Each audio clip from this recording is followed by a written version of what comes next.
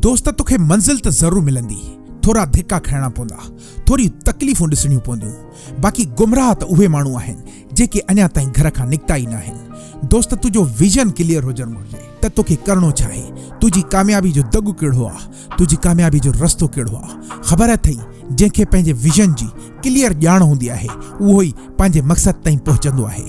ख़बर अथई जेके माण्हू पंहिंजे विजन खे हासिल करणु चाहींदा आहिनि उहे हिकिड़ो विजन बोर्ड ठाहींदा आहिनि, उहे उन विजन जी पर्ची ठाहींदा आहिनि, पोइ सुम्हंदा आहिनि त छित ते चिपकाए छॾींदा आहिनि। अगरि उहे वॉशरूम वेंदा आहिनि बि उते उहा पर्ची चिपकाए छॾींदा आहिनि। ड्रेसिंग ते अगरि फणी ॾियणु वेंदा आहिनि त उते उहे उहा पर्ची चिपकाए छॾींदा आहिनि। अगरि उहे ऑफिस वञण जे लाइ निकिरंदा आहिनि त दर जे आख़िर में उन्हनि खे साॻी पर्ची मिलंदी आहे।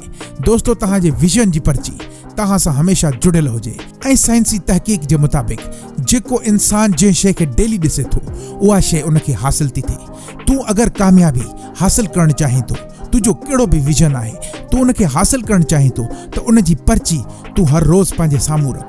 हर रोज़ तुंहिंजो विजन क्लियर हुजणु घुरिजे त मूंखे हे शइ हासिल करणी आहे, मूंखे कामयाबु थियणो आहे, हीअ मुंहिंजी मंज़िल आहे ऐं इन ताईं मूंखे पहुचणो आहे।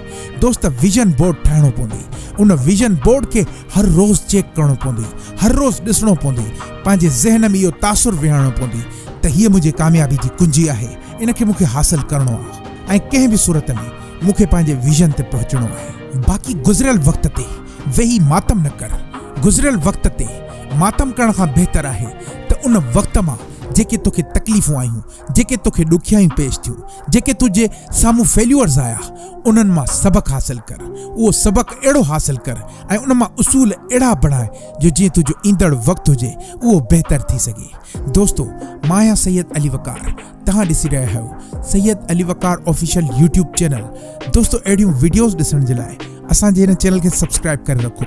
इंशाल्लाह ही चैनल तव्हांजी ज़िंदगी ज़रूरु बदिलाईंदो। मुंहिंजूं तमामु नेक तमन्नाऊं ऐं दुआऊं तव्हां सां गॾु आहिनि।